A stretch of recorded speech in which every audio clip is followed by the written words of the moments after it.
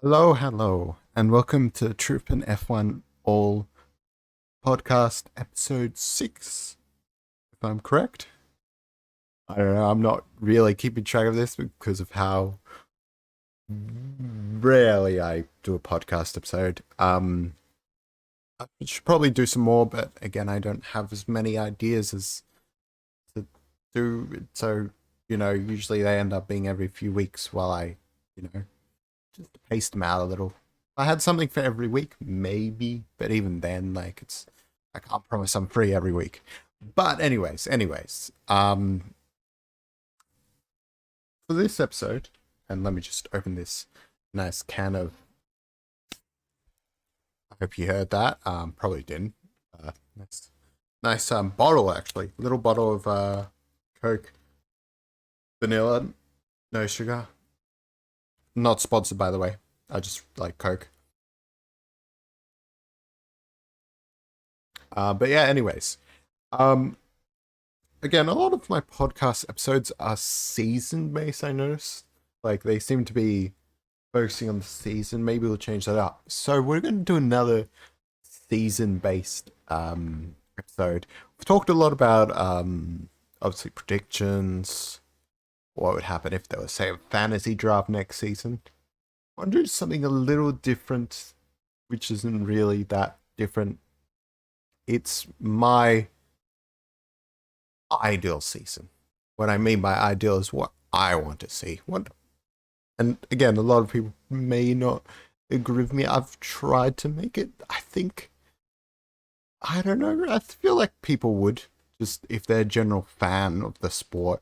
If you're a fan of a certain driver, maybe you wouldn't agree with it. Try to be fairly neutral, but obviously, you know, my preferences stand out. Obviously, and I'm not gonna lie, I'm looking at this and I'm thinking, oh, God, maybe there's a few things I'll change. I'm not entirely confident on it. I'm not entirely like, well, for this person to win, that person has to be lower down the bottom, or this person, you know,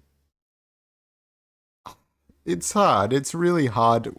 Honestly, it's hard, a lot harder than I thought to give my idol season because there's so many combinations of idol seasons I would want. Just to pick one, it's hard. So, for this one, I went for the 2024 season because we've talked about 2023 a bit.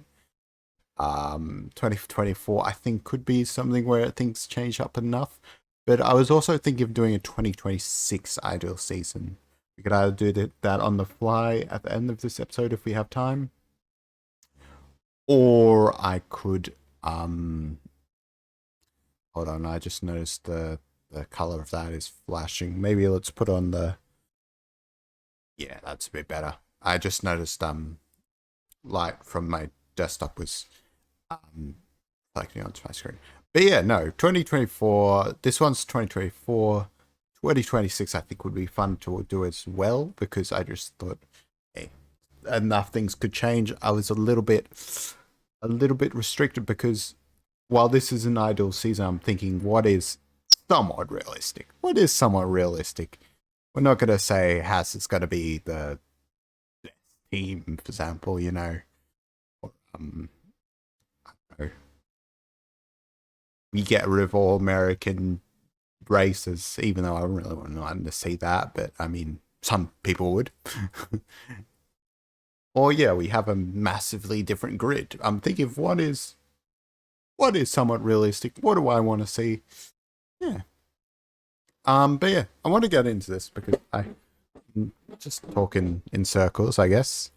Um, I what I wrote first was the overall grid, who was on each team, but I think I want to go through the calendar because I'm not gonna lie, the race calendar is a bit boring. So this is for 2024. I'll just state some races. The races. It's pretty similar to what we've normally got because I think we've got some decent races. I think probably three-quarters of the races are good. They're good enough. I think um, there's a few that I want, a few that aren't currently racing, and a few that I'd say get rid of. And I have my reasons for the ones I want to get rid of. Some racing, some other reasons, some actual personal reasons. I'd feel like my personal opinion, even if there is good racing. So I'm just going to list out the races, talk about the ones that I've included or I've changed around. Then after that, I'll talk about the ones that aren't on the calendar anymore, that I've removed. So okay. So for the calendar, and is that how you spell calendar? I don't think so. Sorry, guys.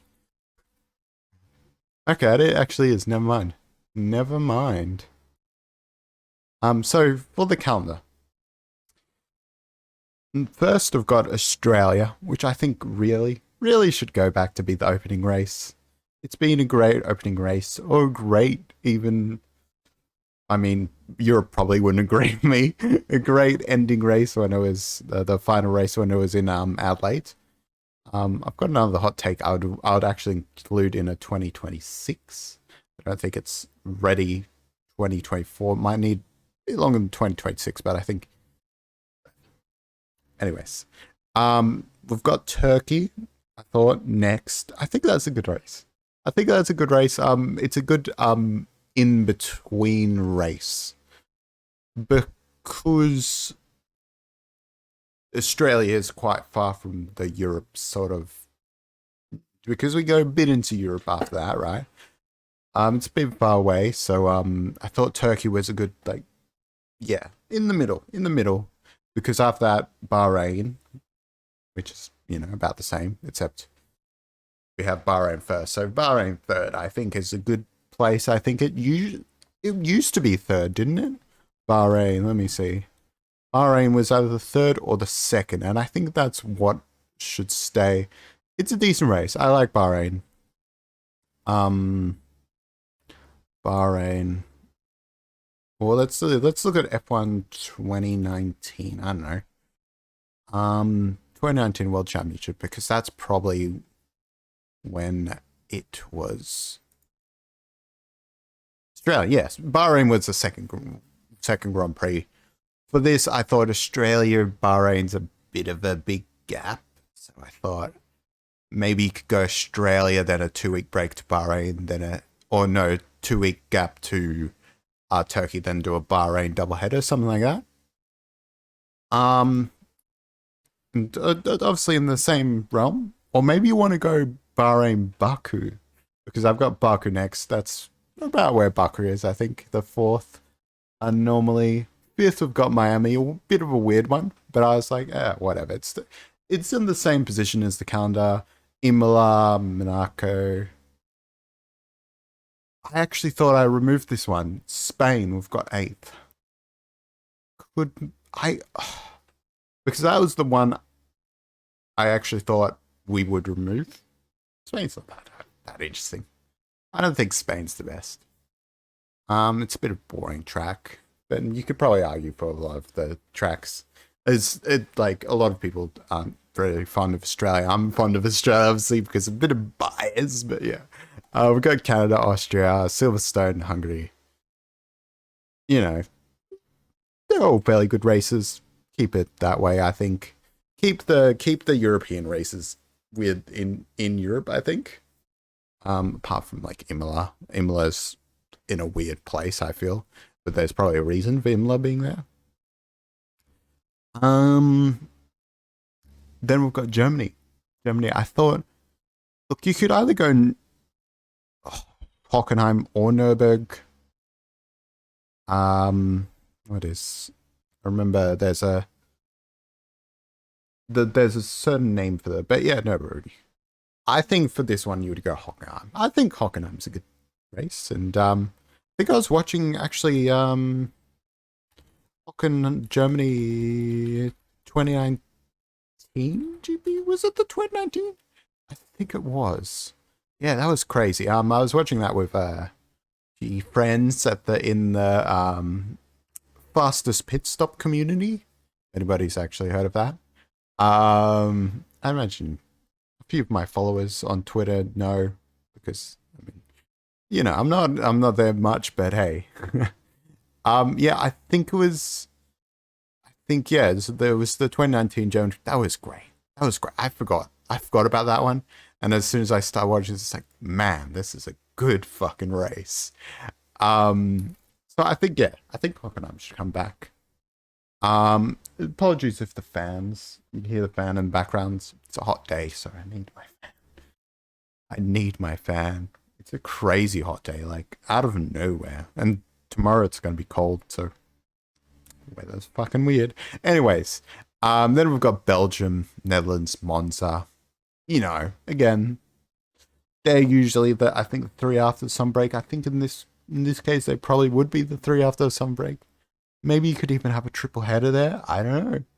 That's a decent triple header. I think they had a triple header like that. Or no, did they? Depends, because I think next year the Netherlands is going to be the one after the sun break, or directly after sun break. So I don't know, but yeah, that could be a nice triple header. I feel that could be cool, similar to how like Hungary and Germany could be a double header. But anyways, and I thought this is an interesting double header as well. Malaysia, Singapore. Well, it doesn't necessarily need to be a double header, but you know, they're fairly close. I think Malaysia should come back. I know it's not likely to come back. The F1 organizers, the organizers of the Sepang International Circuit, or whatever it's called, but Sepang, they've said for a variety of reasons. I think they're not hosting F1. It's not a good financial. It's not a good investment for them. I feel like they've said that I feel like it should come back. I honestly feel like Malaysia should come back. It's a great circuit. It's a great, yeah, it's a great place, and I'm glad it's still in MotoGP actually, because I'll be getting a bit into that, and I've got to be getting a bit into that. But next season we'll watch the full MotoGP, hopefully, as long as there isn't any clashes with F1, which I don't think there will be. But yeah, yeah, I'm glad to see that it's still in some form of the high. Sucks that it's kind of like comes back after Vettel retires, but anyways. Yeah, like Malaysia, Singapore, Japan, same thing. Maybe that could be a triple header. I don't know. I think that would be good. Well, yeah. And then we've got Coda, Mexico, Brazil, Abu Dhabi. I feel like I should point out a lot of people wouldn't agree with Abu Dhabi being the last race, because a lot of people talk about this, and I kind of agree with them that Brazil should go back to being the last race. Which I get. I do get. What is it? Sao Paulo?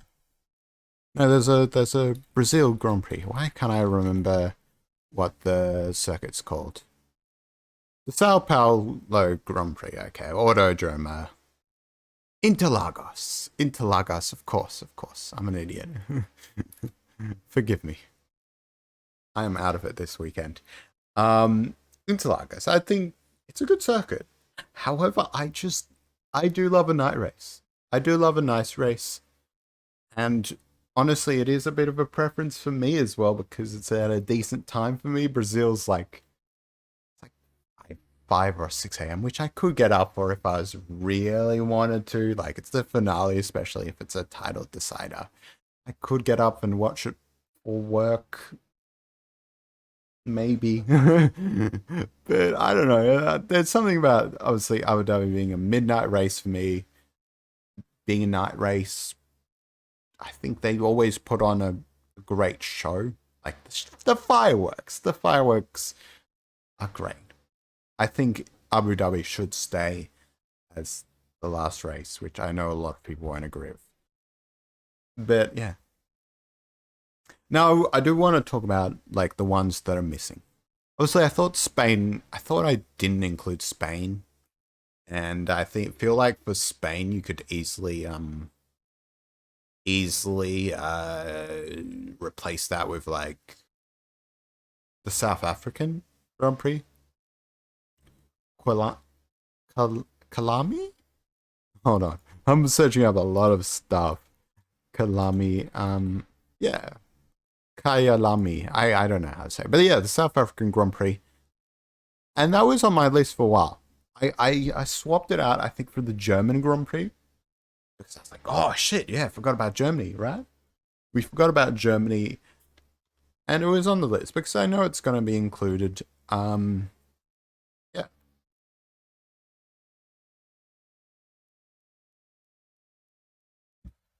I know the South African Grand Prix. I don't know. It's I think tractions fell off for it though. I think it was gonna come back, and then sort of like things died down, and now we're getting the Caribbean Grand Prix, which I'll also talk about. In fact, I'll talk about now because Caribbean Grand Prix is missing, right? Because that's going to start in 2024 or something. I don't have an opinion on the Caribbean Grand Prix, just generally because I don't know where it is. It's somewhere like I think it's not like Cuba or something, but like it's not even. Where is it going to be actually? Hold up, I'm curious now. I look like I don't know my shit, but I swear, guys, I know my shit. Um, yeah, South Africa. I mean, and it could be nice to have another Grand Prix in South America. It wouldn't be good for me, like time wise. Again, me being in Australia would mean it would probably be like an early morning race, unless again it was a night race, but I doubt it. Colombia. Okay, yeah, no, I was on the right track. Um, I don't really have any opinion on it because it hasn't been started. I don't know what track they're gonna use. If I probably look at the track, said hell yeah, that looks like it will be have good racing, then maybe. But I think I can't make a decision on it until like I see racing on there. So again, we'll just leave it out because I mean, there's no point in putting in one that really have no opinion on. You could argue that, oh yeah, sure, I have no opinion on, therefore I shouldn't just include it anyways. We'll see. We might get it, and it might be shit, or it might be, yeah, you know. But anyways, but yeah, starting from the top again. Turkey replacing China. Bold. That is bold for me, I'll say, because and I looked at China. I can look at the Chinese circuit, right? The China Grand Prix. It's a good track. The China Grand Prix. It's a good track. What is it? Shanghai International Circuit. It's a good track. This is where it gets a bit personal, I think. A bit of a political view, I'd say. And I'm probably going to get cancelled in China. I mean, let's be honest, I've probably been cancelled in China. I've said a bit of shit about China in the past. But I think China's one of those places that we shouldn't continue to give the spotlight to, I think. Like, obviously, they're having a bit of a power struggle right now, which is good, I think. But obviously, there's a lot of things I disagree with that go on in China.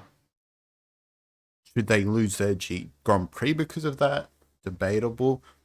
But I'm not a big fan of China. I'm not a big fan of the government. Their government. I'm not a big fan of the politics there. You know, there's a lot of things in China where I'm just like, no, I don't agree with it. I don't agree with how dependent the world is on them, especially Australia. Australia's very dependent on China because we send our materials over. They manufacture that, send it back to us, you know? We have a little deal because we have a lot of materials, they have a lot of factories and workers and cheap labor. I don't agree with it. I don't agree with it ethically. How a lot of ethically how they operate as a country. I'm trying to say it in the most diplomatic kind of way that doesn't offend people.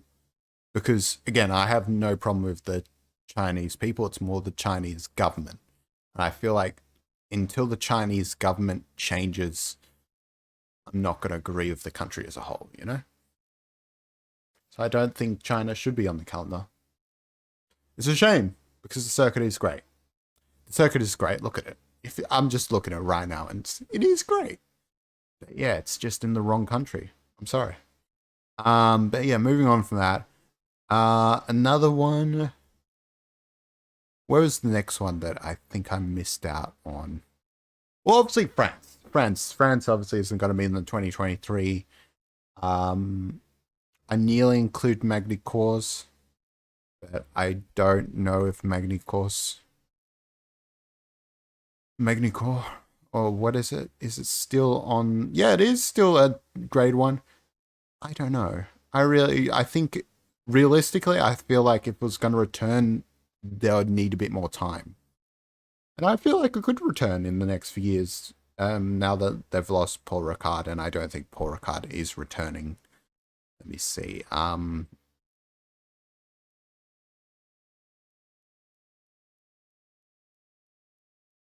Okay, so as far as Wikipedia is concerned, there is not like a definitive, okay, this is never gonna be, but I think there's reports that Paul Ricard isn't gonna stay on the calendar moving forward. I wouldn't be surprised. It's not the best track. I think Magny Cours could be better, and I think France as a whole. I mean, France probably should stay off the calendar considering there are a lot of French drivers. So obviously got French team, Renault, France, along with people like places like Germany, England, obviously. So England, in fact, yeah, that Germany, they're like the big 3 countries throughout F1 history. So I think France probably should make return. In this one, I was like, let's drop it. Keep Paul Ricard off the calendar because Paul Ricard, I don't think it really is great. And I don't know if that's a hot take, but yeah.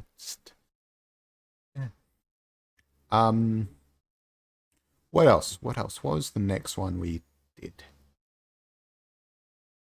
Ooh. What should we talk about first?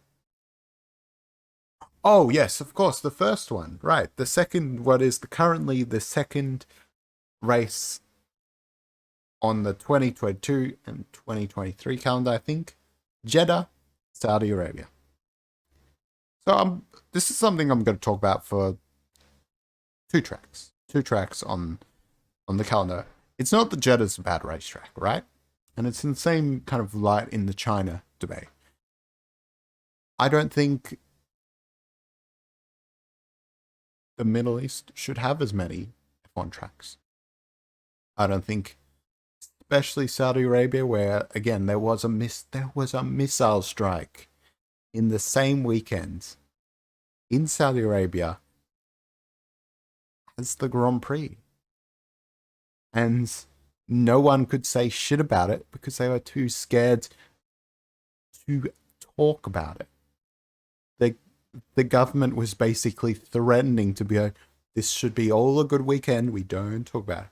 And they could only really talk about it after they left. Hell, they couldn't even talk about it after they left because it's so, the human rights kind of debate there is it's annoying. It's annoying how we can constantly give to a country that will blatantly disregard human rights. I don't think that's a big controversial statement that I think us on the West will look at a lot of these countries in the Middle East and say, No, really. And it's a big thing that's happened with the Qatar, right? Them hosting the World Cup and being like, respect our culture. I'm sorry. I'm really sorry here, Qatar. But and maybe I'm getting a bit too political, or they would think I'm getting too political here.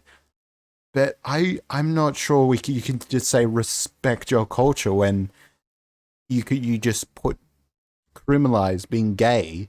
Someone kisses another man on the lips, and all of a sudden that deserves the same punishment as, say, assault or yeah, a lot of other things I won't mention. But a lot of crimes, how the fact that that's criminalized in Qatar. Again, people I think exaggerate when they say it's people are put to death. I don't think people are put to death in Qatar anymore for being gay. Progress, I guess. But really, come on. And it's the same thing, I guess, with Singapore. I mean, I think Singapore changed. That's the one thing I haven't been fond about Singapore is that they do have very strict laws, and then the homosexuality is one of them where they like, no, their rights, like they don't have great rights. Um, fact that sexual activity between women were always legal. That's like the most biased shit. Like, oh yeah, we enjoy watching that. Fucking hell. Prior to 2022.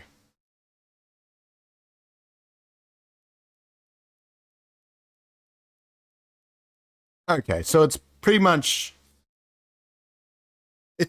isn't illegal in Singapore anymore, but still kind of frowned upon. I feel like sucks, but whatever.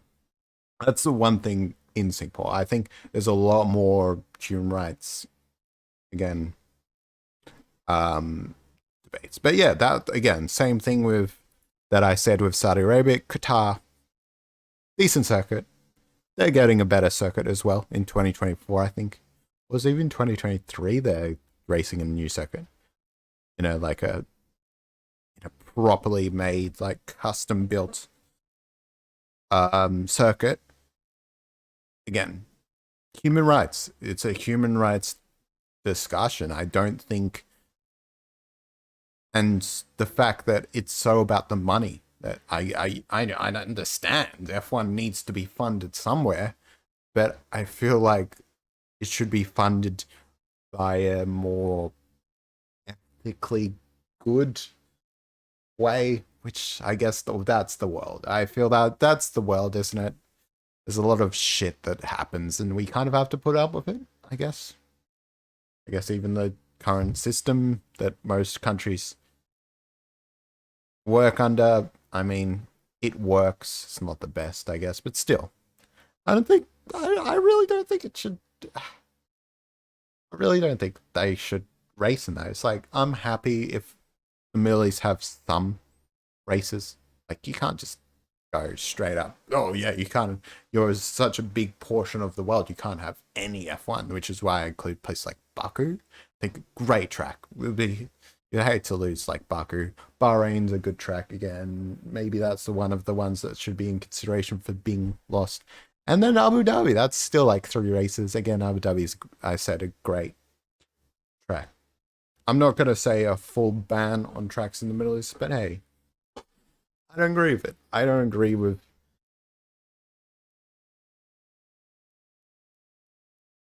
how they operate. Same as kind of like China. Hold on. Let me just adjust my camera a little. For anybody that's actually watching, not just listening on. I apologize for looking shit, by the way, as well.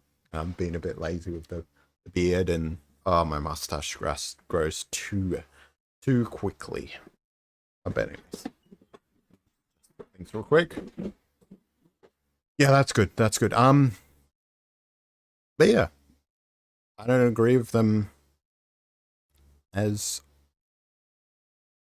a whole. I don't, and yeah, I don't think countries that similar to China do have these political issues, if you can even call it that, should host an F1 Grand Prix. But I'm willing to have some in the Middle East. Not we're not going to completely boycott the Middle East, I think, and yeah. Even Baku was one where I was considering maybe dropping it because, again, the whole thing of how they're having that ongoing conflict with Mania, which I don't even know if it's still going, but the fact that that they I think they bombed innocents. I was like, oh, that's no. I don't agree with that, and oh yeah, it's been going on for a while actually. I think, but still, that's yeah, no, low intensity conflict, but still. I was considering that, but it's like it's kind of a bit hypocritical because Baku, I do love Baku. I love it as something, but I think that should be on like a high alert kind of like if shit gets even worse, I think Baku should go off the counter. I think there should be and a lot of people say, oh, but America's. I don't think you can put America in the same conversation, or you can say, oh yeah, but every country that's been involved in war. I think Baku's different, Saudi Arabia is different, you know. But yeah, well, for this case, we're keeping Baku on. But I wanted also like I think there was one more we've left off the calendar. Can you guess what it is? Sorry for abruptly like going to onto the next one, but yeah, I was like, let's just done talking about that. Let's just stop talking about the Middle East and all that. This one's probably a bit more personal preference, but we're taking Las Vegas off. We're taking Las Vegas off the calendar. I know it's not going to happen. I know they're going to at least have Las Vegas for a few years, maybe. But in this case, I thought, let's get rid of Las Vegas. It's a shit circuit. It's hard for I get it. Maybe America does deserve 3 tracks because it is again not many people realize this, but it is the third biggest country in the world. Um, in population wise, it's well not just behind China and India. There's a big gap. There's like obviously China and India with the billion plus. Then there's America with 300 million. From what I'm aware, I think yeah, they're the third biggest countries by population. By population. Yeah, United States. It's a big drop off. But yeah. Um and yeah, there and I get it pushing to America is a big market, but you gotta think of there's still the biggest market is Europe. Let's be honest. F1 has been European and I think it should continue to stay mostly European. I feel like look at what I think America's almost doing with the support sometimes, and like how cringe I felt the last two like even Kota Grand Prix. Little nice touch with like the I think the the cheerleaders. It's showing some because that is a bit of Texan culture, I guess, and I feel like that should be in the sense of I think I haven't said this on this channel, but I said grid girls should come back, but in a less oh they're just pieces of meat to look at, but more people I think to celebrate the cultures. I think of like for example, again there was someone Mexican dancers. Again, should they only be women? Probably not. But why not? I think I think it's a good way again, forget. I don't want to go into that conversation. I'm gonna ignore, but yeah. But yeah, I think that that's the same way in that I think places like Mexico and the US have been really having these their culture. And it's weird to think cheerleaders is American culture. It really shows you maybe they don't have much culture, but it is their culture, and it's especially like football. Football is a big sense of their culture where that's annoying. Where again, what they did with more the having the football helmets, I was like, what? Having Shaq as well with being all there important, and then also the police escort. So I was like, no, no. There's some good things you bring to the table to make your Grand Prix unique, but come on.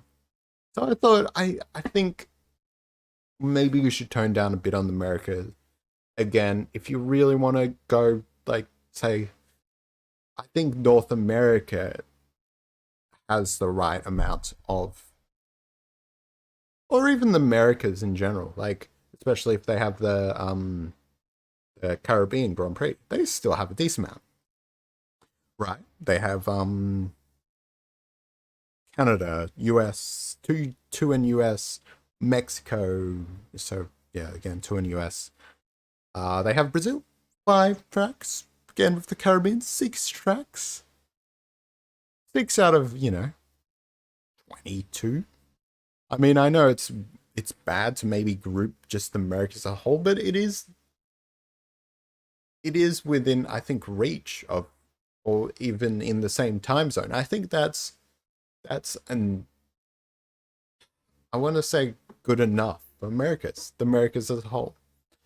Um, to how I think, especially if we have Malaysia returning, that's a good enough as for Asia, I think.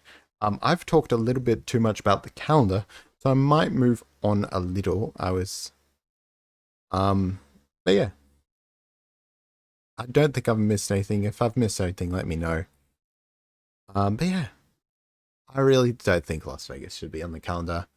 If you're gonna have American circuits, at least have circuits that are better, not some shitty like even Miami's around a car park basically. But Miami is a good track, I admit, and Coda's a good track. Again, I think those are the American tracks that should change, should stay. If you want to maybe change Miami to like some place like Indianapolis, or there's another great American track that's been in F1 in the past. But anyways,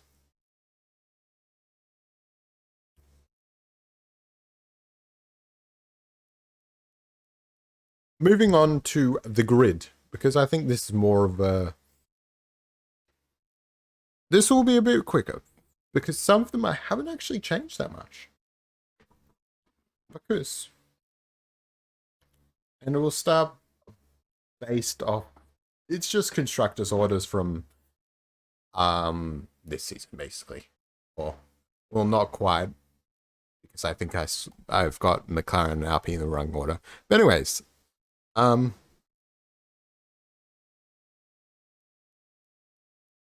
let's go with whatever. It's in a sort of an order that seems like the current order of teams, you would argue. So for the grid, I want to talk about Red Bull first.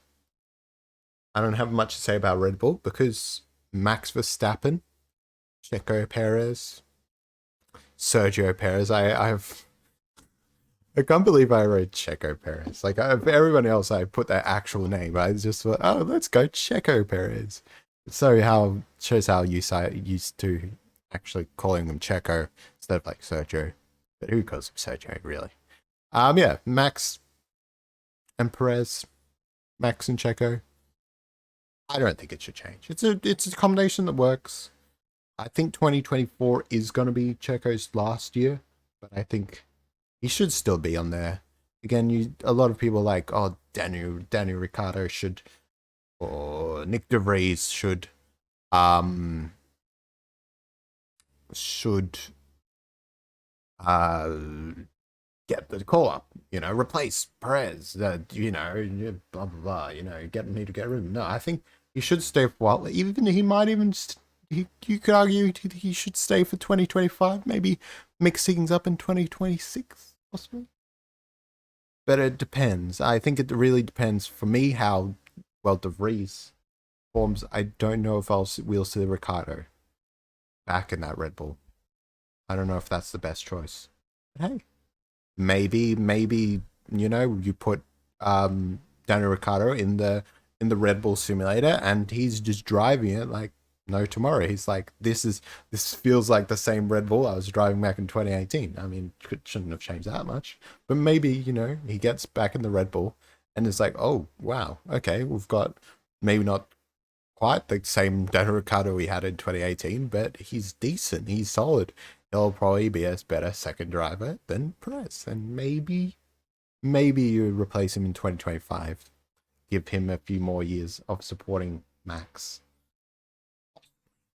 But I think for now, Max, Checo, easily done. Ferrari, I said the same thing. Charles, Carlos. No big reason to change things up. And I like I'm going very realistic, I feel. Mostly realistic for these first two teams. But I think there's no one rather I'd want to see. There's no one I'd rather want to see in that Ferrari than Charles and Carlos. I think Mick would have been good, but now that Mick's, maybe. But even then, it's 2024 too early for Mick. Could it be 2025 or 2026 we see Mick in the Ferrari, which is still wow. I mean, maybe you go see how Carlos goes around that Ferrari. I've been hearing real rumors that Carlos might get the ass. I don't know. And again, Charles Leclerc. I mean, as much as you can say, oh, he might leave, he's also being lined up for the future. And I did say, again, in one of our last podcast episodes, Charles should. It's his best and worst chance. If he moves, you risk like a Daniel Ricciardo situation where, you miss out being in a top team. But if you're in that top team, then maybe you have some issues winning as well. So it's like, I'd say it's really hard to say with Charles if he should move. I think he should just stick with it. And I think Charles and Carlos is a nice lineup to watch. Because this is my preference. This is my ideal season. I should forget. Mercedes. Next. George Russell. And you couldn't really hear that. The drum roll, but yeah. Daniel Ricciardo. Well, okay, so I will admit this was made before. Obviously the Daniel Ricciardo to Red Bull thing got confirmed. Now I'm pretty sure Mick's probably going to be the backup driver, so it's more likely that Mick's going to be in the Mercedes. I, however, opted not to have that kind of thing. And here's the thing. I've talked a lot about Hamilton retiring after 2022, after 2023, whatever. I think when he says, I want to be in the sport for a few years longer, I think he could easily change his mind. I think, you could possibly lose a bit of faith in the sport with the team if George Russell especially beats him again next year in 2023. And to be honest, Lewis leaving, it's not like I really want him to leave the sport. It's more, it does give other drivers an opportunity to have a seat. And I think I'd love to see Daniel Ricciardo back in an F1 seat. That's honestly my opinion. I'd love to see him in a top team where he could possibly do something. I don't think he would be in his prime anymore. But in a car that he's comfortable in, maybe he's learned his lessons from ignoring the whole getting used to another car. Maybe he takes 2023 as a year to improve some of his stubbornness when it comes to car development, car setups, and more than just racing. There's a lot that goes into being an F1 driver, and I hope that Daniel Ricciardo learns a few of those lessons. And I hope he gets into Mercedes and does decent. Maybe George Russell's still the better driver in that team, and you would hope so, because George Russell is probably the face, the future of F1. And if Daniel Ricciardo comes in and, or not F1, the future face of Mercedes, and Daniel Ricciardo comes in and just blows him out of the water, and the people being confused, like going like, oh, what Daniel Ricciardo's like, what, he's going to be like 35 then? Let's see, Daniel Ricciardo. Let's see. This year he is going to be 34, which in 2024 he'll be 33, 34, 35. Again, you're gonna be like, oh, what do we do now? Because this guy's. So that would be an interesting scenario. I think George Russell still would be the best driver. I'm not a big fan of George Russell, but I think that would be an interesting lineup to see, where maybe Daniel Ricciardo does go head to head with George Russell a bit, but maybe he's not. Let's be realistic. Sproul's not the best driver anymore.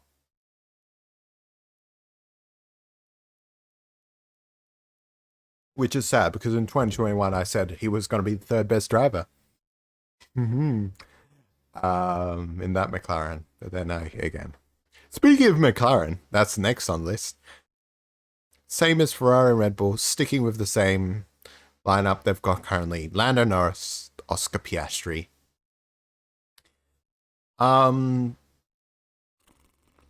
Yeah. Why would they change? I think possibly by 2026 Lando might move on. We've obviously heard rumors, or actually not rumors, even what's his name?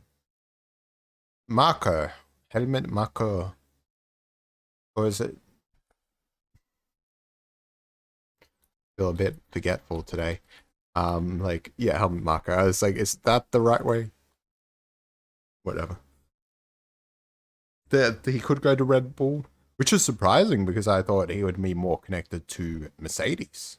I think most people thought, ooh, he could be a future Mercedes driver racing with George Russell, but no, maybe potentially driving with Max Verstappen.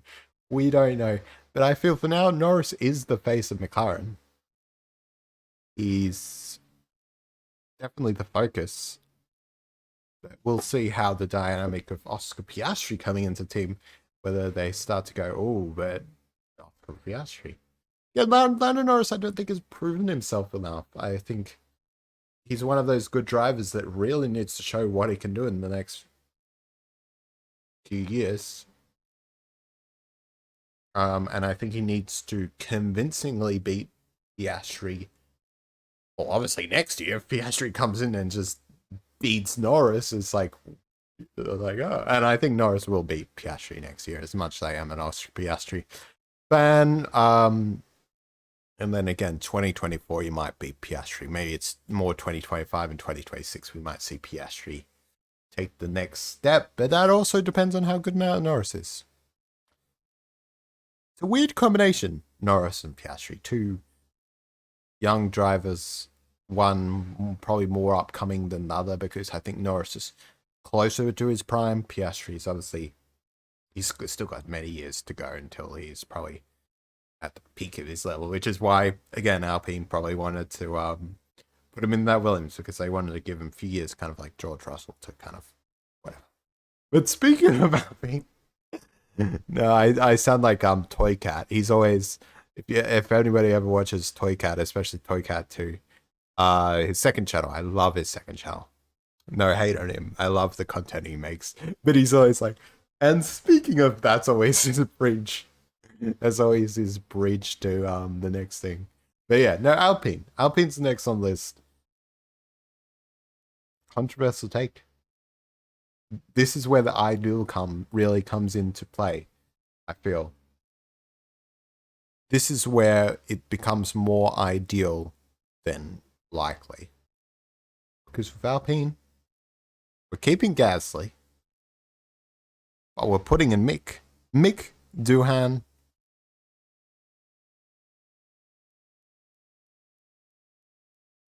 I've got the right one. Did I? Oh. Jack Doohan. Jack Doohan. Mick Doohan is not coming back to Alpine. I think he's a little old to be in an F1 seat. Jack Doohan. Okay, I don't know how I missed that. Again, to be fair, the name's a bit similar.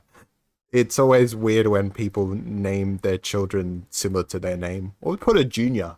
I never understand people who go junior. Like, I would never want a Jesse blank because you don't know my last name, Junior.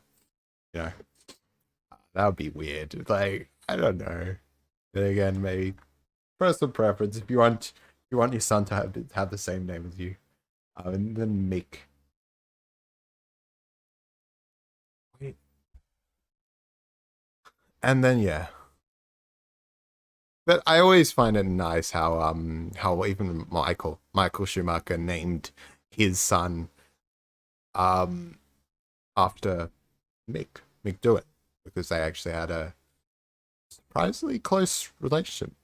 I don't know where it came from, but I guess it was just two guys that were at the top of their game, and they were like, we are the goats. I don't know how their friendship came to be, but that's and that's why I think Jack Doohan would, again, ideally I'd like to see him in F1 because it would be fun to see Jack Doohan and Mick Doohan. No, Jack Doohan and Mick Schumacher both in F1. I feel like that friendship could be cool to see. Maybe especially if they're close together, maybe racing in similar machinery. But yeah, I think that could be cool. I think Jack Doohan, I see promise in Jack Doohan.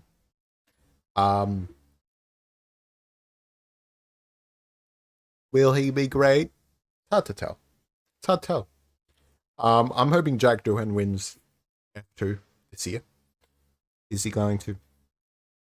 And we don't know. Maybe he doesn't have a good enough car to win. It might be more between Prema and whoever Dragovic was. MP Motorsport, I think it was. I think it might be between them reasonably who wins that. And yeah, he's in the Virtuosa, I think, which maybe isn't the best car. I don't know. I don't know enough about F2. But yeah, I do hope to see Jack Doohan. And I will point out that with that, we've got 3 Aussies in F1, which is the most, I think, in recent history at least, since since we had 2 with Mark Webber and Daniel Ricciardo. And I think with this case, where like Daniel Ricciardo was obviously in a much worse team, we have 3 Aussies and 3 decent cars, rather than 1 in an AlphaTauri. No, but I think in the 2013 there might have been some overlap.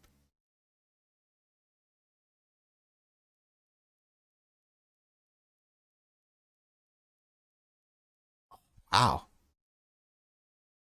Oh, that's crazy. I didn't know Mark Webber was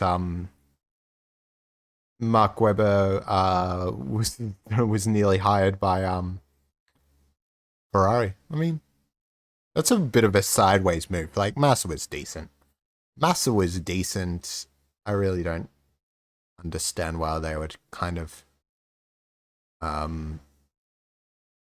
make that switch, but whatever. Yeah, Daniel Ricciardo. Actually, no. Actually, there was a few ones where obviously 2011, 2012, 2013. Obviously, replaced Mark Webber 2014. It's funny how history kind of repeats itself. Obviously, we're having Oscar Piastri replace Ricciardo. which was, oh my god. No, I think someone has talked about how that does. It's like Mark Webber getting his revenge, but I think Mark Webber is going to retire as like a whole Jack. Daniel Ricciardo kicked him out of his seat. I think Mark Webber's purely decided. And let me just check actually. But I'll get back on track. I promise. I'm really bad at keeping on track. I think. Oh,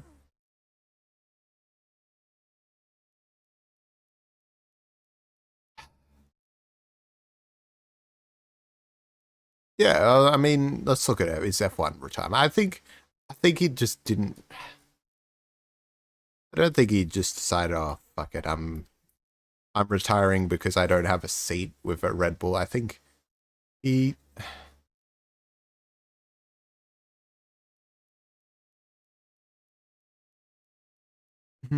Yeah, and I think another thing that is interesting about this scenario would be that we have three decently likable Aussies. I never really liked Mark Webber. Mark Webber seemed like too much of a whinger, you know. Wasn't a true blue. Wasn't a true blue Aussie in my opinion, you know.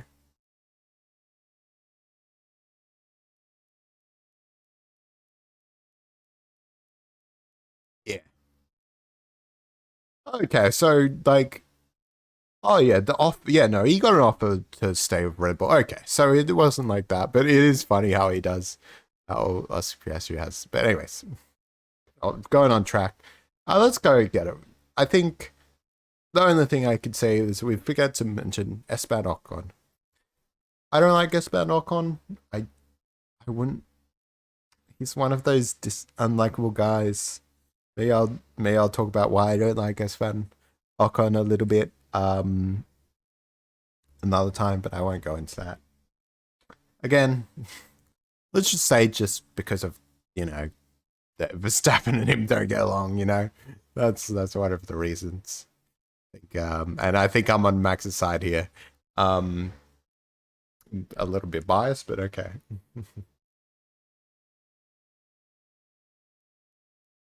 But yeah, I I think it could be. I think Alpine honestly should have replaced Ocon with Gasly or something, or they should have replaced, or they should have had Ocon Duhan this year. I've said this a few times. I really think it's a weird move to just have put Gasly and Ocon, two I think very straight down the middle kind of not good, not bad drivers. Maybe they're a bit more good than they are bad, but still, I don't think. I'd say Gasly's probably better than Ocon, but even then, Gasly's not that great. Like it's like I think it's a weird pairing, you know. And I think Alpine really should have gone with Jack Doohan, so you have one decent guy that like obviously scores your points, whether that could be Gasly or Ocon, that does decently, has gives the best out of the car, and will potentially then be like the second driver to your young driver who will take a few years to you know get a hang of the car. Maybe not as long. Maybe someone like Jack Doohan wouldn't take as long, but we assume most young drivers need a few seasons to kind of get used to driving at F1 level. But then again, you have Jack Doohan in 2026 perhaps, with Gasly as the second driver who would maybe having to reluctantly take that role because I think in this case, Doohan has more potential than Gasly. Obviously, Gasly being already probably more likely in his prime, and then Doohan, it's like can improve so much. We'll see. But well, same thing with Ocon. I just think it's a better choice to have one like I don't want to say veteran because Gasly and Ocon aren't really a veteran state, but in this case, they could be a veteran in a few years, paired with a young driver that has a lot of potential. And if it doesn't work out, then you get a new young driver, maybe. I feel like, yeah, sure, you have Gasly and Ocon who could, get you a few podiums, could get you a few wins in a good car. But I don't think either of them could be World Driver Championship. And then I think you put in Jack Doohan, who does have the chance. Again, like Oscar Piastri, like Theo Pourchaire, like a lot of the guys who could come into F2. A lot of the top F2 guys, you might say, yeah, that guy's probably not going to win a championship. But you never know, because you haven't tried. And that's why I hate Alpine for how they've treated their young drivers program. It's like, fucking, they'll betray us, We should not have a young drivers program because they're all disloyal little kids. And that's... Anyways, I'll talk about that another time. Maybe in the next episode. A few things to talk about. Haas. Next up is Haas. I want to wrap this up fairly quickly because maybe do the next... the rest of this in 30 minutes. We probably won't have time for 2026 ideal season, but maybe I'll do that in another episode.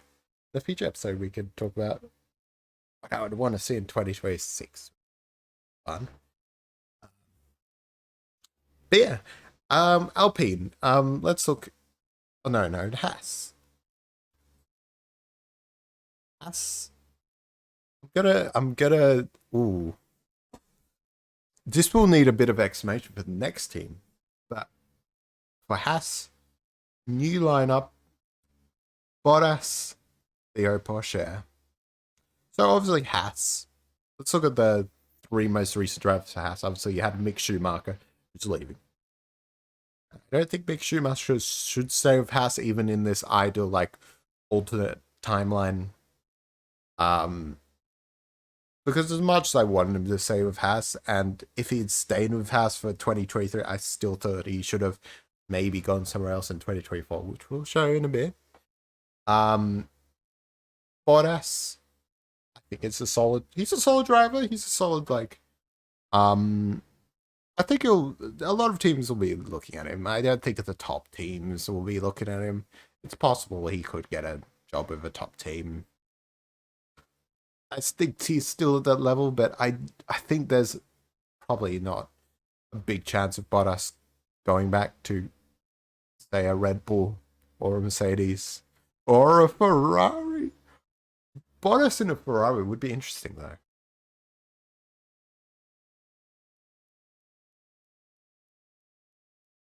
That I don't know. But so yeah, I just put Bottas there. As a decent replacement. I think he's honestly Bottas is better than Magnussen. I'd say. A lot of people say, "Oh, Magnussen's great. Magnussen's good." I'm not really on the Magnussen hype train. So again, while I think Magnussen's probably going to stay a bit longer, I don't really I don't really support Magnussen as much. So I don't. In my ideal season, he would be in the sport, to be honest. He's just a midfield driver who's kind of hanging around, maybe taking a seat. That again, and same thing with Nico Hulkenberg. Like again, I don't think he should be in the sport. I really don't think he should. He had his time. I think if he had shown more, then maybe, yeah. But he's 35 now. He's 35. He might be 36 next year. He might be 37 in 2024. In fact, I'd hope he only stay one year at Haas. I really hope he only stays 1 year at Haas. He's an old driver who can't really even get a podium. Yeah, maybe it's a bit of unluckiness. Maybe, yeah, no. Magnussen's the one who got a podium because he was in that McLaren. Yeah, no, Hulkenberg, he's really like a no one right now. A no one who's older, who's literally just a seat warmer for a younger driver. Let's put a younger driver in that car then. Let's go with Theo Pourchaire. That's right, I said it. I think, honestly, I feel like Theo Pourchaire's lost his chance for Sauber. I feel like there was a bit of a hype. Now it's like, oh, are they really going to put him in the car? Maybe they could. Maybe him having a reserve drive this year could mean he could be in the car in 2024 in that Sauber car. But there's also a reason why I didn't put Theo Porsche in Sauber, because I've got two good great drivers for Sauber, which I will talk about. And well, I should say just before I end off, I think Porsche.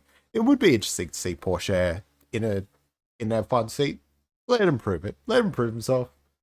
Let's see what he can do. You know, he was the wonder kid last year. Let's see what he can do. Is he a future world champion? Let's give him the opportunity.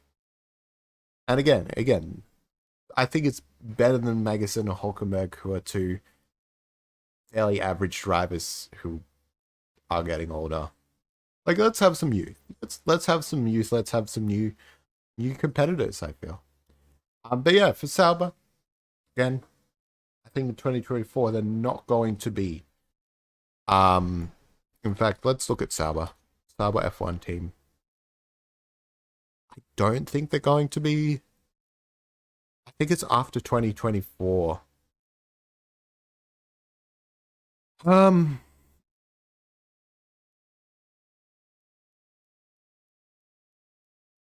At the end of 2023. Okay, yeah, fair enough. Alfa Romeo, yeah, and then it will be Audi in 2026. Yeah, of course. Okay, so yeah, so it'll just be Sauber for now, which should be interesting. Them maybe not having like support from either Audi or Alfa Romeo for a few years. It'll be interesting. It'll be interesting how well they do, because they haven't had I don't think they've had a great history when they haven't been Alfa Romeo. I haven't been or Audi. You know, again, this year they got 6th. Pretty good. Again. Decent. And, you know, you look at, again, they had 6 a few times. For 3rd, actually.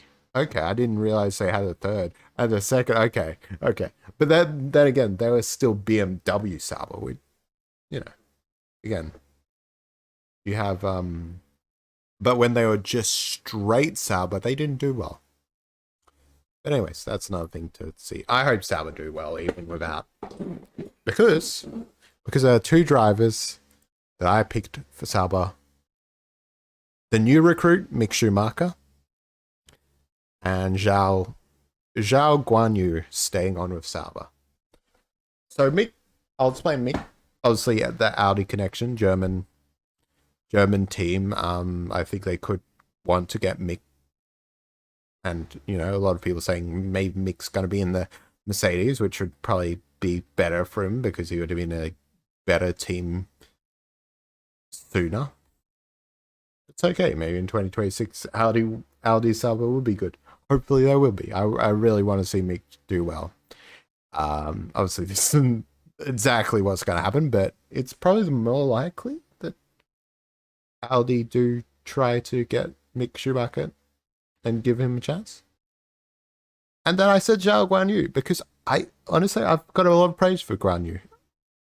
I didn't think Zhao was going to be great driver. I thought he couldn't win the F2 title in 3 years. He got close, and that was his 3rd year, but even then the 3rd year is a bit too late, I feel like. And I didn't think he was going to do much. I really didn't think he was going to do much, but then he came in and did a solid job. Like, he didn't do amazing. But he had some solid outings. He scored points in his first outing. And I think he did a decent job, while that Alfa Romeo was obviously at the top of, just behind more like 4th or 5th best team. 5th best team. Obviously, they fell back a little, but hey. Again, that Alfa Romeo, and as well as the Haas, were pretty good at the start of the season. And I think he showed that he could put in some good performances. It is a little bit of a shame that I think Sauber and Haas dropped off a bit, because it was interesting to see the 2 teams kind of go from a really bad season to they've got a Ferrari engine that's really good, at least at the start of the season. So now they're boosted, boosted as fuck. But I think, yeah, I think he's a solid driver. And in this case, with Sauber, I think he would be a good like second driver alongside Mick Schumacher. I think, and I think Zhao would be happy with that because he's a fairly humble guy. I think that's not much you could say about him, bad about him. Um, but yeah, I'll move on real quick.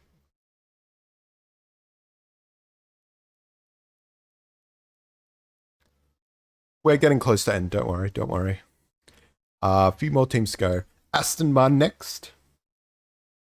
Fernando Alonso staying. But out goes Stroll, in comes Drogovic.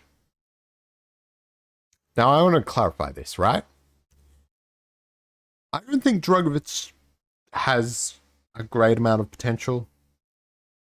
I think a lot of the fact that a lot of people weren't looking at him, and the fact that he, took him 3 years to win.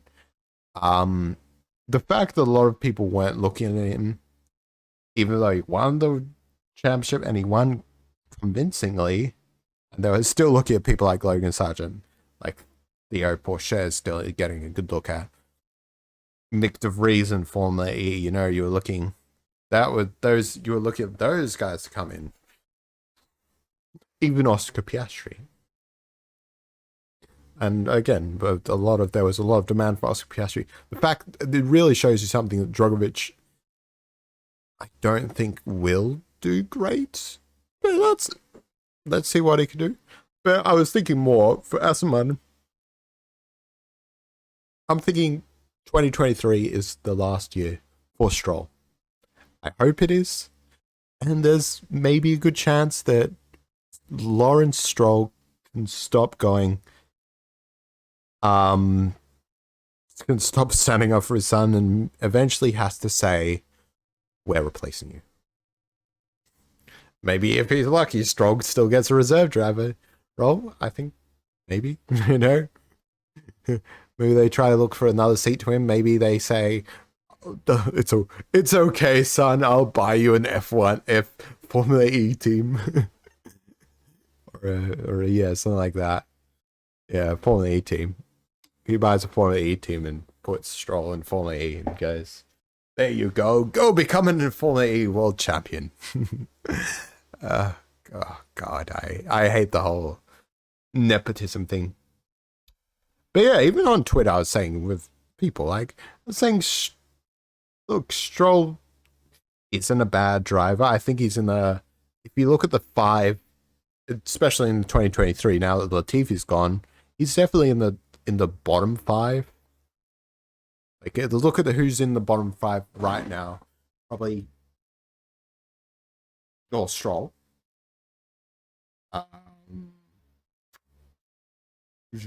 Zhao. Still proving himself. Yuki Tsunoda. I don't know. Like,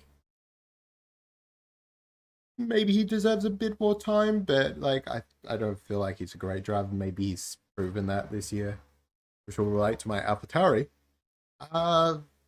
Let's put in. I want to say Hulkenberg. I want to say Hulkenberg's in the bottom 5. I think he'll underperform. But no, let's not say that. Let's say it's Logan Sargent because he hasn't proven himself. Again, still got a few years to prove himself. And who else? Yeah, like I guess maybe Hulkenberg is in there. So if you look at the bottom 5, he's definitely in the bottom 5. Stroll's somewhere in that bottom 5 drivers. He's not.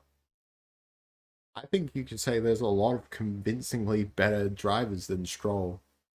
So he's not terrible. He's not like deserves to be out of the league like Latifi. But again, I love Latifi, man. Go Tifi all the way, man. But he's not F1. He's a nice guy, but not F1. That's the thing with Stroll. It's like sort of like Stroll's just hogging a seat at this point. He's, about the same age as Max Verstappen, George Russell, Charles Leclerc, Lando Norris, that sort of group. but he's not as good. And some people say, oh, well, Stroll's had his performances. He's in the bottom five. Let's be honest, he's in the bottom five. He's in the bottom five, Lord. Guys, I think it's his time to say goodbye. Does he deserve a seat in F1? Probably. But are there also a lot of drivers who also deserve a lot of young drivers who deserve to get a chance? Yes, and I think that with Dragovic, give him a chance. He's better than Stroll. Whatever. If Dragovic underperforms, you still have time. Aston Martin still has time to look at someone else, you know? Maybe put Stroll back in and go, fine, second chance, Stroll. Dragovic was shit. But yeah, okay. Next up, AlphaTauri. Nick De Vries, I think he'll keep his seat. I think Nick De Vries has been surprising this season. Well, 2022 when he stood in. I didn't think Nick De Vries was a great driver. I was like, whatever. He won F2 in a weak season, whatever, you know, whatever. You won F for the big deal, you know. Yeah. But then he actually proved himself fairly well, I think, and I'm on the Nick De Vries bandwagon a bit now. I'm a bit on the hype train. I think he's a decent driver, and I think he could get that second seat for Red Bull eventually. So yeah, I think happy to say Nick De Vries would keep his AlphaTauri. Then number 2, replacing Yuki Tsunoda, we've got Iwasa. Ayumu? Iwasa. I think Yuki's time is running out. I think he would have to prove himself decently this 2023 season to prove he deserves more time. But I think if Iwasa has a solid year in F2, this could actually be likely. But I think I'm a fan of Iwasa. I like his racecraft. He's cool. I think this does help the Honda Red Bull relationship that will recontinue in 2026. I think they talked about that they're gonna partner again, and considering that the engines are gonna be more green in 2026, they've agreed to do more. I think that's a good partnership. I think it's and I think if Wasa, a talented driver, is the one thing that would strengthen that relationship, then that's good. I think Wasa is a good driver. I think if you look at other drivers, it's nearly considering saying Liam Lawson, to be honest. I think Lawson, I was a bit like meh on Liam Lawson after this year. I think he bounced back a little. And I think now he's got what? Is he racing? I think no, he's racing somewhere else. Or I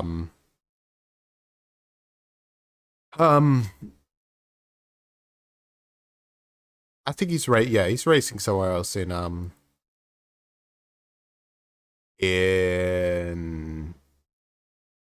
2023, but I mean he could have a F2 shot if he really wanted. He's got one more year left.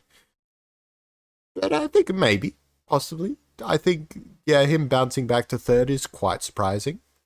Considering he didn't really look great. Like I think the problem was that like Red Bull wanted someone in the young drivers to win the championship, not just come third, win, which is fair enough. I think if he won the whole thing, then maybe he would replace Yuki even in 2023. I think but I think when Liam Lawson got into that car and being that close to Perez, I thought it was like, holy shit, maybe he has some potential. It's only young drivers testing, and Perez was testing the new tires, so maybe a little slower. But I think he did solid. Again, same with Schwartzman, who I thought Schwartzman has no hope. Maybe Schwartzman could get a Ferrari job. I don't know. He looked decent. Those are two guys. I think, maybe we could see them. So I was thinking maybe Liam Lawson, but I don't know. My gut says Iwasa. Again, Hauger could prove himself in the second year as well. I know Again, I forgot about Dennis Hauger. He could if he wins the championship. If any of those drivers win the championship, again, I don't think Liam Lawson is driving. Let's look. Let's look. Yeah, he's going Super Formula. That might ruin his chances, I reckon, of getting Liam Lawson getting in F1. So I think it will be between Dennis Hauger and Iwasa. And I'm saying Iwasa. I think Iwasa was pretty fucking solid, to be honest. So yeah, my money's on Iwasa to get that seat. Next up, Williams. Alex Albon, of course. Nothing wrong with Alex Albon. He's an amazing driver. I don't think he's going anywhere. Obviously, he signed a multi-year contract, and I think he could be the future of Williams, depending on their second driver, Logan Sargent, who I also predict will stay. Again, Williams is boring. I don't think they're gonna change anything up pretty soon. I like that pairing. I think who else would you want to see in that Williams? I like Alex Albon, Logan Sargent. We'll see, but hey.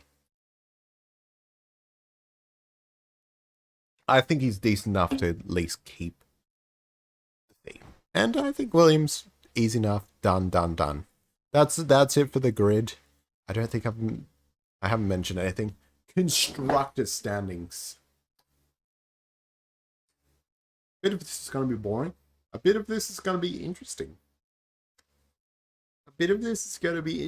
I'll show you the places where I thought this would be interesting. And I'm not confident about this.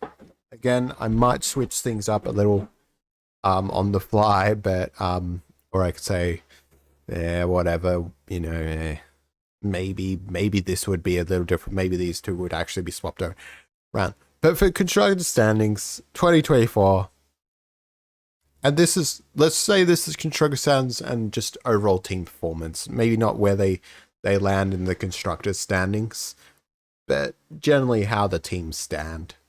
Again, I don't know.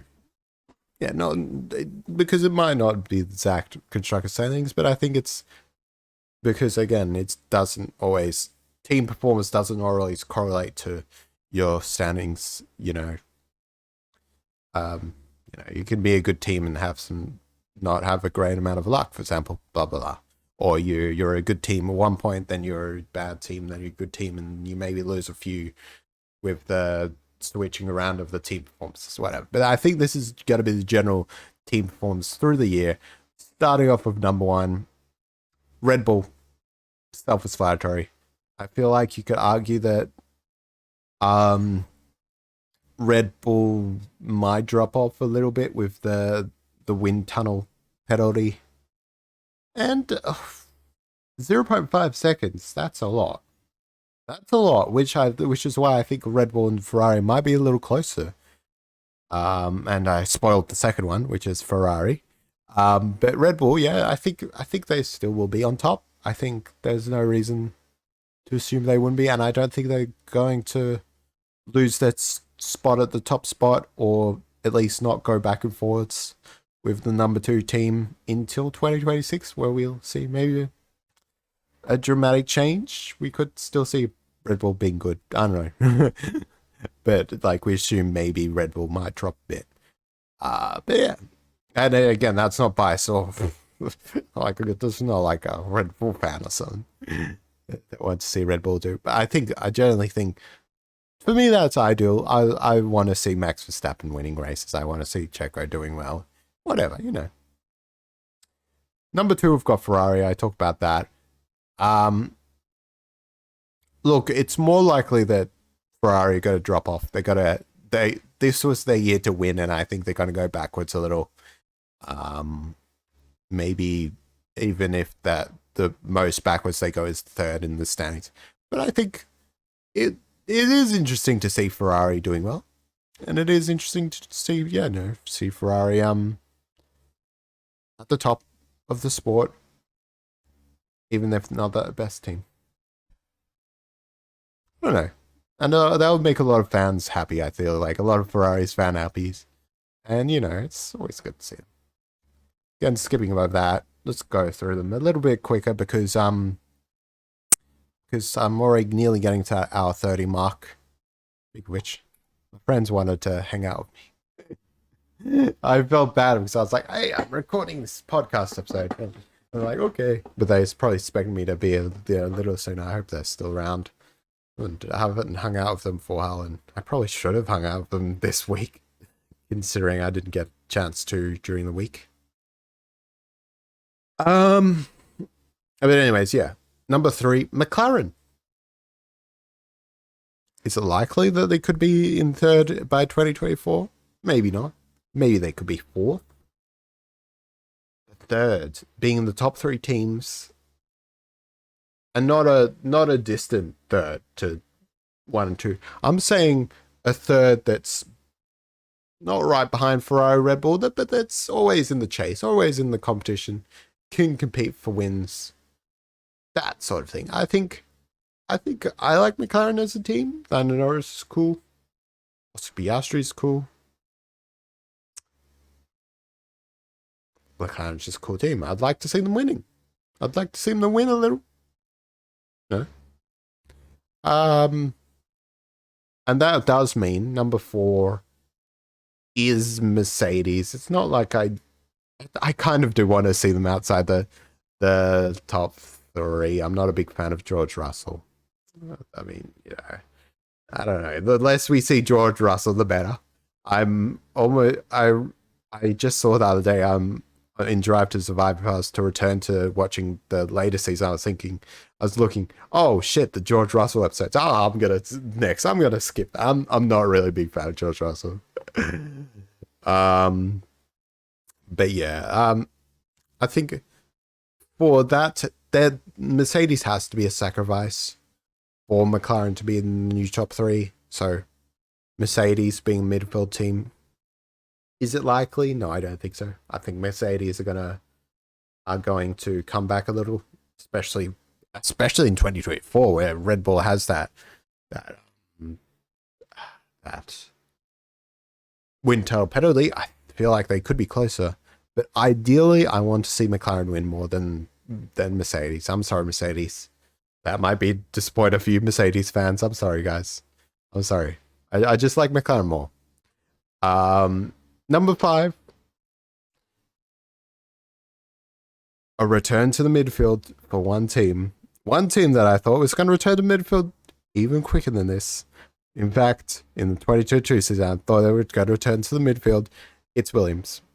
I want to see Williams do well again. Williams is a decent team.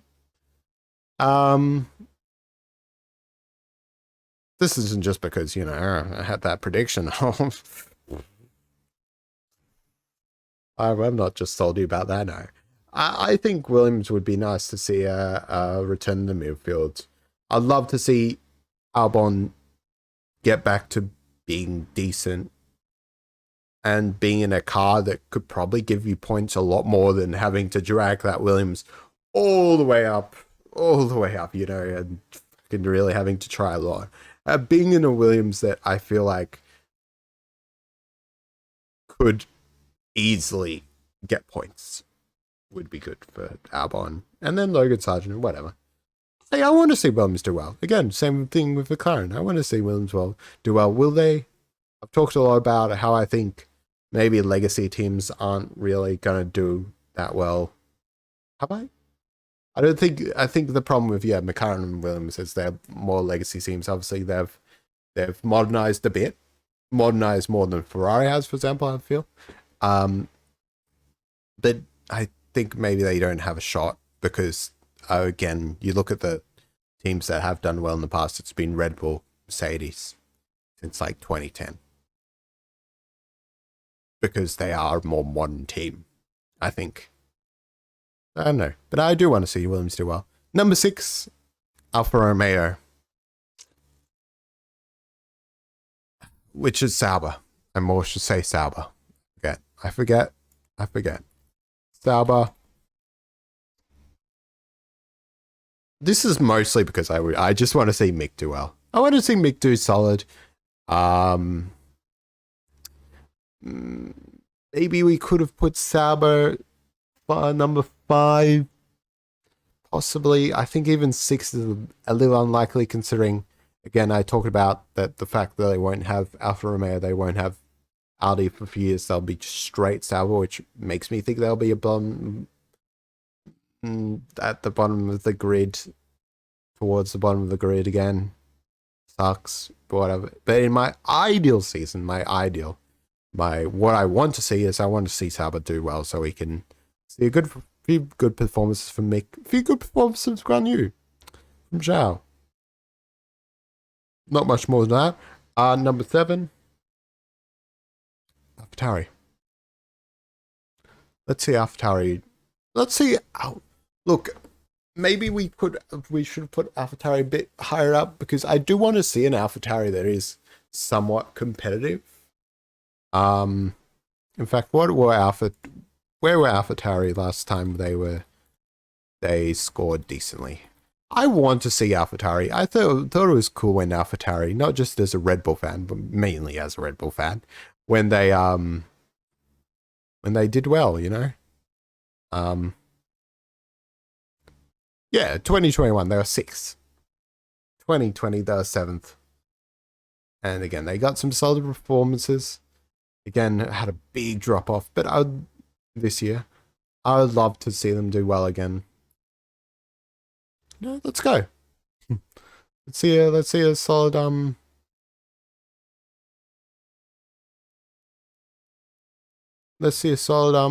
sorry, I just saw that Brazil was so early because they had Saudi Arabia and Qatar in the 2021. Anyways, getting distracted.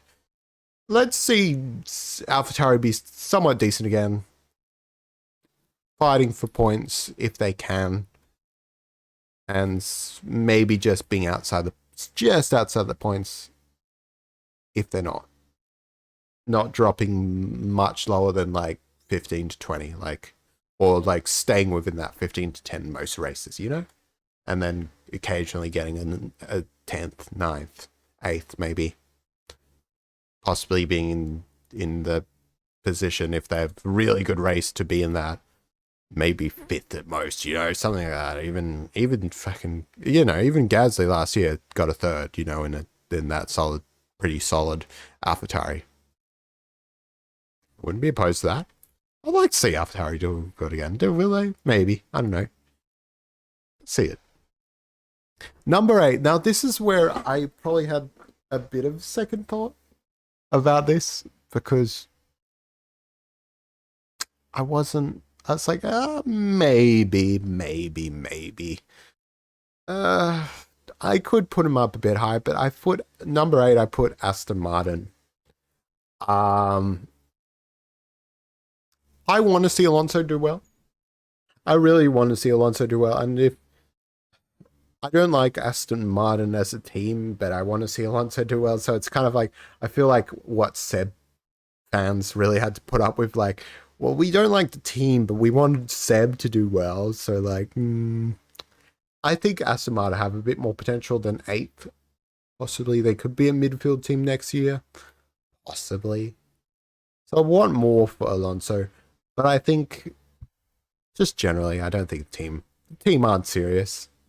I feel like the team's just going to underperform. And again, Daddy Stroll's going to sell the team because you're grumpy about how they didn't do well, even though it's probably his fault. God, I feel like if this Stroll family heard what they were saying, they would be pretty angry at me. I would, yeah. Like, they're not going to send, like, assassin. They're not that fucking mobster, like. There's no, like, level. I really don't believe, like, anybody at, probably there's maybe a bit of corruption in the higher places. Like, more if I was talking shit about Mazepin, the Mazepin family, which I could start, then maybe that would be more of they could go to put a hit on me or something, but I don't think Stroll would. But yeah, that would be pretty pissed off me if they heard all the shit I was talking about. Yeah, again, they're probably used to it. I'm just one of many voices who doesn't like the Stroll family. But yeah. I just realized I should have had something to eat. Um, Whatever.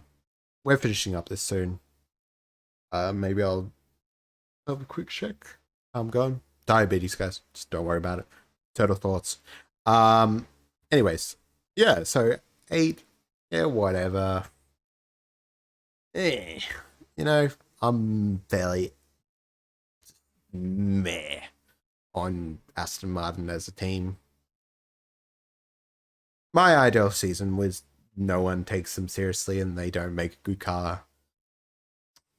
And then Stroll sells the team again. I don't know who would buy it back, but hey, maybe Andretti buys it. Hey, again, how serious of team are Andretti gonna be this well? You gotta think like they've had some success in IndyCar or whatever, NASCAR. I mean, is it both? Me, I don't know. But yeah, in American racing series, you don't know how that translates, but whatever. Maybe you could just go from one owner to another and driver, you know. But number 9, there's one team you may have seen that I haven't talked about yet, because in number 9 it's Alpine. That's a quite dramatic drop, and I don't think that's likely. I think that's the least likely, but Alpine just goes straight to the bottom. And it would be sad to see Duhan in such a shit team. But the thing about Alpine is I could see Renault leaving the sport in general. I could see that being likely. I could see them not having great performances, and they're just dog shit. And then Renault just decides, especially with Porsche and Audi coming in as engine supplies, that Renault go, no, not our thing anymore. Done. Especially with France being off the calendar, I think Renault could just straight up and leave. I think Renault is gonna. I think it's likely that Renault leaves. I think in this case, Alpine maybe underperforming would probably maybe increase the chance. I'm not salty from those Red Bull days when we had to deal with that shitty Renault engine. Yeah, sure. No, but seriously, I don't. I think Alpine are one of the teams where especially with them, the thing they did with, not giving Duhan a good chance, not even looking at Mick Schumacher. I heard that was blocked. Oh no, they just straight up didn't look. Even Vettel would have been a better choice for, I think. Put Vettel in a solid Alpine and you get some good results. Again, maybe give them, maybe he's a seat warmer for Jack Doohan. I prefer that than a seat warmer like Nico Hulkenberg, who's not going to do much. I don't know. And yeah, number 10, the last one, obviously, Haas. I don't think Haas are going to do amazing. I don't see much future for Haas, which is sad because now you have Bottas in the worst team. Bottas would be just. It would be such a fall from greatness. Obviously, 2021 being in the best car at points, the first or second best car. Again, you might say second, you might say first. It went back and forth for Red Bull, but in this one of the top cars that won the constructors championship, to a team like to Alfa Romeo, Sauber, whatever, that's probably not going to be great, or probably won't be great this year, hasn't shown a huge amount of performance in the second half of this season. Had some, obviously some good results in the first half. To a team that's just the bottom. I feel sorry for Valerie Bottas, but it's the sacrifice that has to be made. Again, Theo Pourchaire, as long as it's not as terrible as the 2020 2021 or 2021 has. So at least Porsche gets a decent shot. Oh shit. I forgot to do snaps. Streaks, I mean. Oh, shoot. Welcome, guys.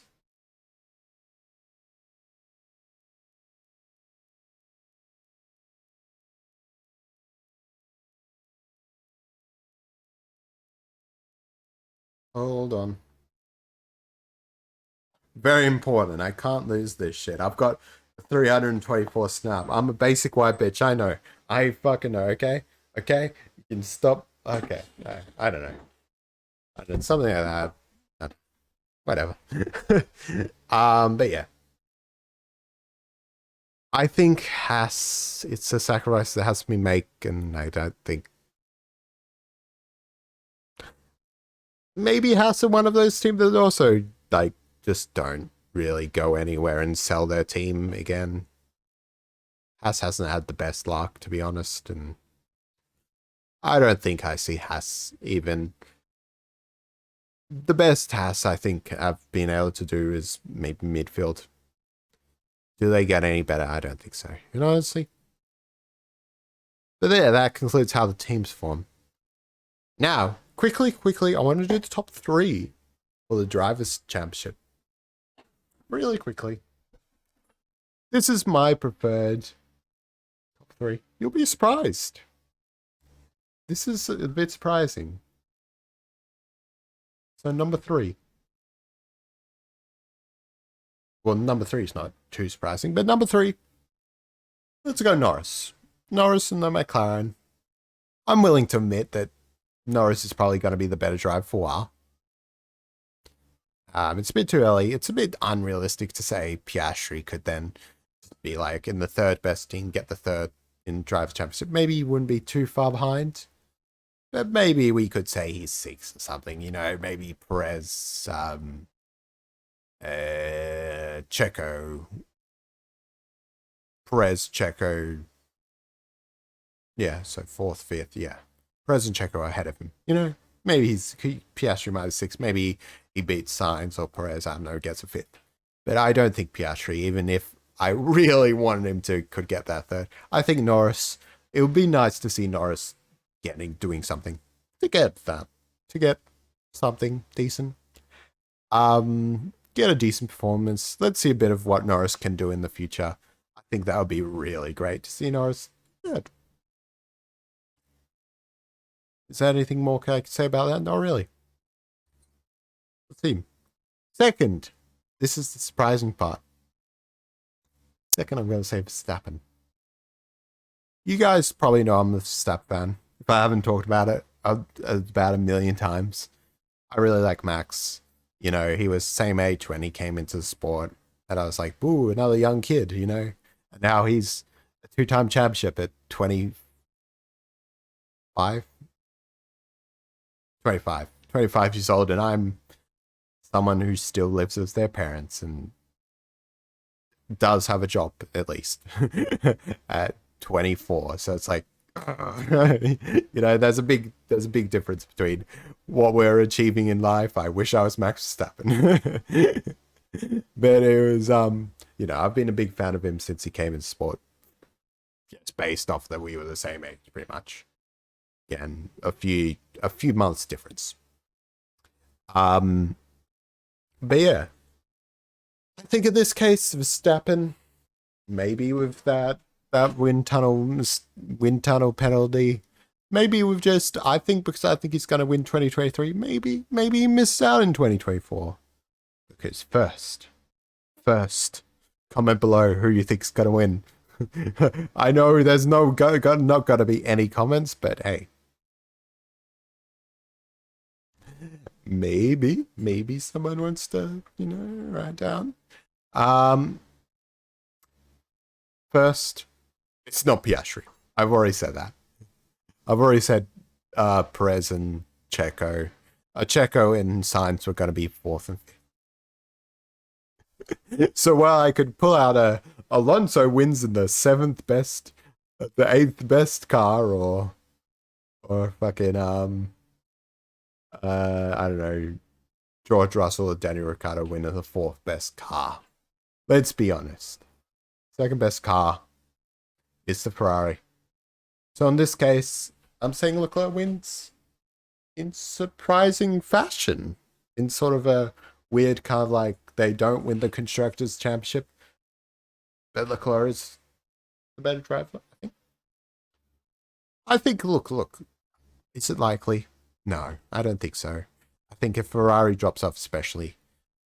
But let's look at it. 2022, I didn't think he was going to win because he hadn't had as much experience finding the top, similar to how, like, let's look at Max championship years or the championship challenging. It took him 3 years, right?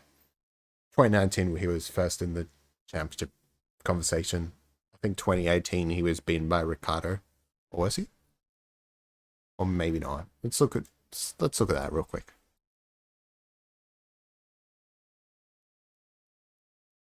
(2018). Yeah, no. No, actually, no. Wait, what?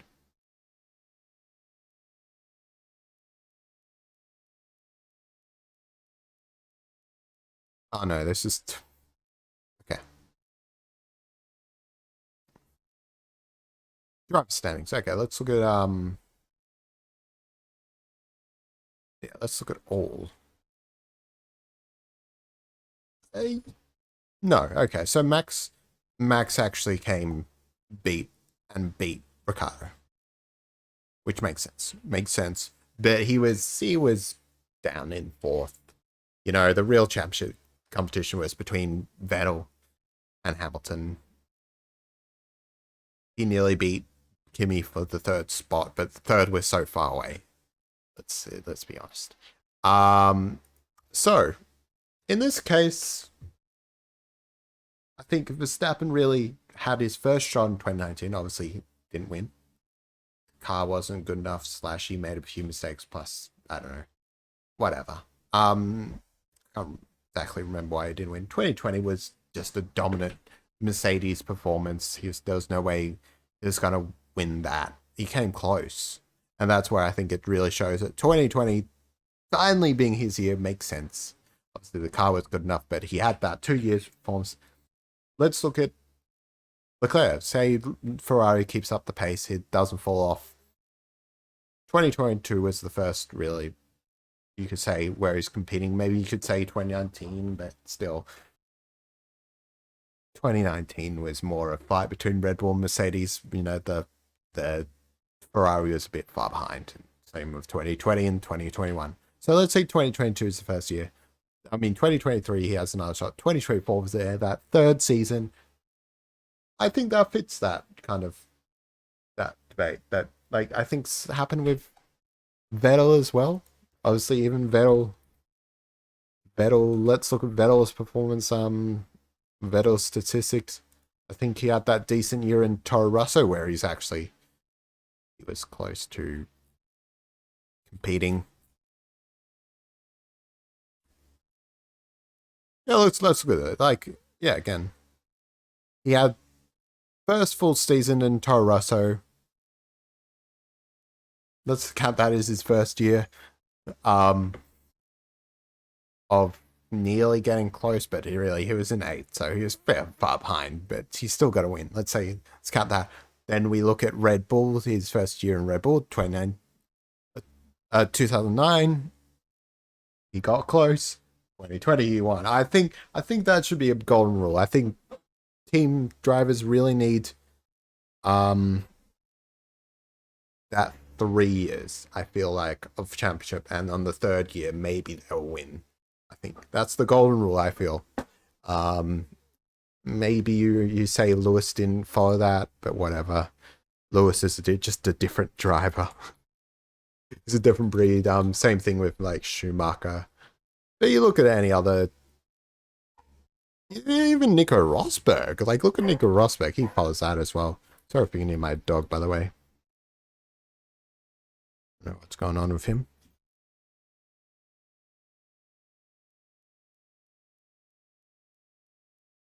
I should finish this up soon. Yeah, 2014. he was competing. 2015 he was competing, then he finally won 2016. The three rule. But yeah, I think it's But I also the reason I want Leclerc to win in 2024 is as much as I do like Verstappen and I want to see him win. I want to see him break the record of Schumacher's record, um, and just be an ultimately dominant while having some competition, just not like winning every race in every season. I want there to be some competition.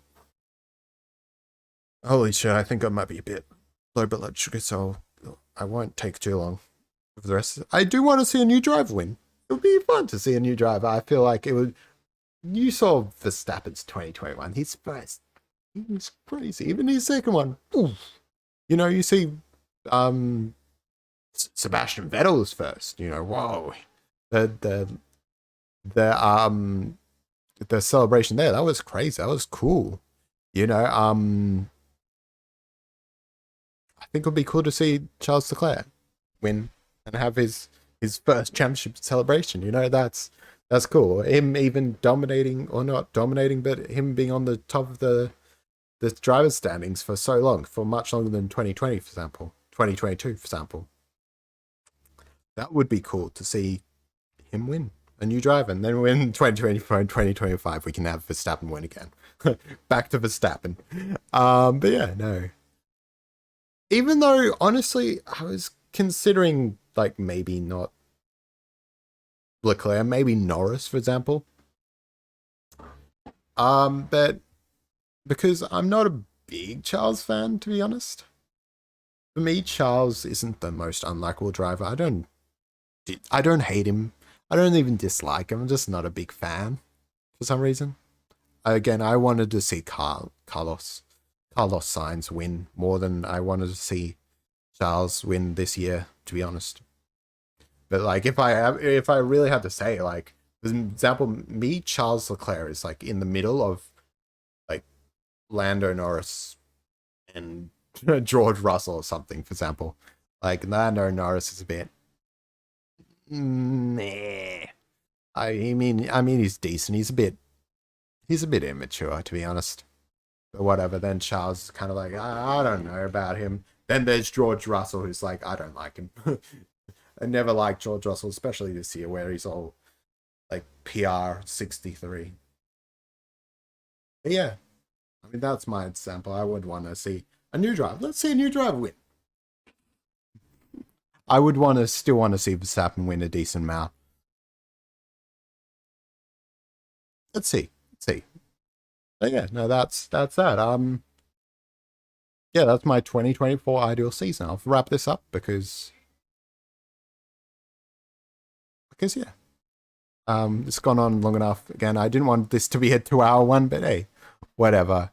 I think next episode we'll do is an off season, just a few random topics that I want to talk about, preview into the next season, talk about last season a bit, a bit of both. Yeah, just talk about, and I've talked a little bit about a few of the topics that I'm going to talk about in next season. I suppose I could have even said, like, maybe Vettel was someone who could come back in 2024 who would love to see, but I just couldn't find a place where you could really put Vettel. I'm sorry. I'd love to see him come back. I just don't see a place for him to come back. I don't know.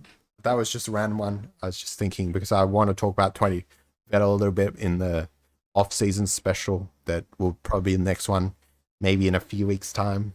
I'll record that. I might have the house to myself. Yeah, I'll have the house to myself in a few weeks' time, so I'll maybe make a time to record that. But yeah, that'll be next up. I've got a few projects. I've been doing a lot of F1 Manager. I want to release a video of that. I've got another secret project. I also had one other one which I think I'm going to drop because lack of time.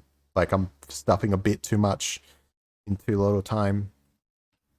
Maybe we'll see. Maybe we would do that if the rest of my stuff does well, but the rest of my stuff isn't going to do well. I'm doing this for fun. I know, like, this isn't going to really blow up. I don't know, it blows up, but hey, whatever. I enjoy talking about F1. I enjoy making these videos, even if no one's going to watch them and they're extremely long. But hey, if anybody wants an F1 podcast to listen to with a semi-decent voice, I will be a bit, I'll own that. I'll own that if people do say I have a good voice. Yeah, all right. I'll own that. Even if I don't agree with it. So yeah. Um, yeah, there's a few things on the horizon. Obviously, a podcast, an off-season special. I don't know if I'll do too many over the off-season. Maybe we need to start doing some more podcasts when the actual season starts, but maybe we'll have an off-season special and maybe one other one. Again, maybe I want to do a few boss ones. I just need to think of things to do. God, I miss F1. Can't wait for it to come back. It's so long still. Stay calm. It's going to come back eventually. But yeah, no. There's a few projects I've got that I might upload instead of podcasts, maybe, once I get them done. But yeah, and then restart podcasts more when we get into the season. I just need to think of like things to do more. Maybe we'll do a few more plain kind of like race view podcasts, but I've always said I want to do more than just the podcast you'll see. Just, let's talk about the race weekend. I feel like that's a bit boring. I feel like these talk about an idle season or a fantasy draft or doing predictions, but not just the 20-1 prediction, talk about some out there hot take predictions. Yeah, we need to do some more hot take things, but yeah.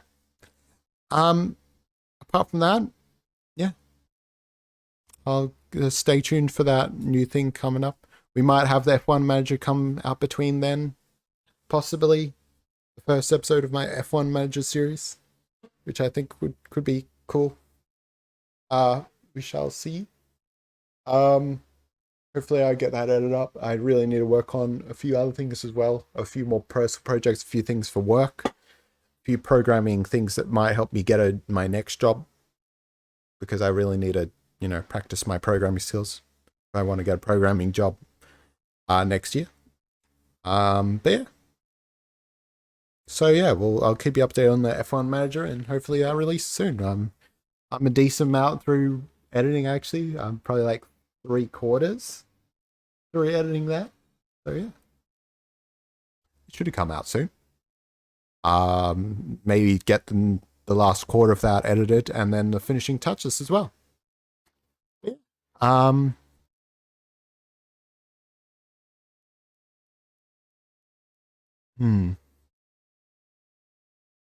Okay, I just saw something on my screen. I just get distracted. But yeah, I'll let you know when the next podcast is, and hopefully in the next few weeks we'll also have that F1 Manager. And there's one other project I'd love to release as well. Maybe that will be more something you'll see next year. But yeah, maybe we'll get started on that after the F1 Manager. It's really fun, and I think it'll be probably my best chance of actually having something that goes somewhat viral or somewhat pops off, I'd say. But yeah, it's coming up to 2 hours, so I should end it here. Catch you in the next podcast episode or next F1 Manager episode, which is I think I'm quite proud of.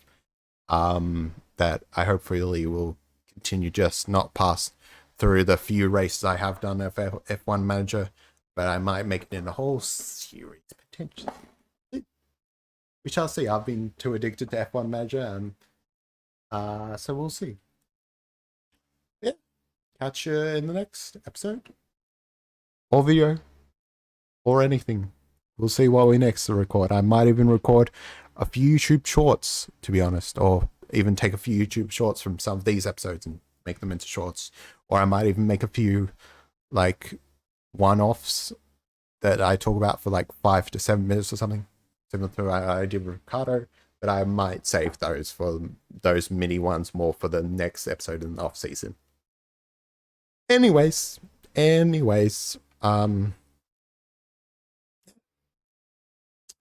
Catch ya.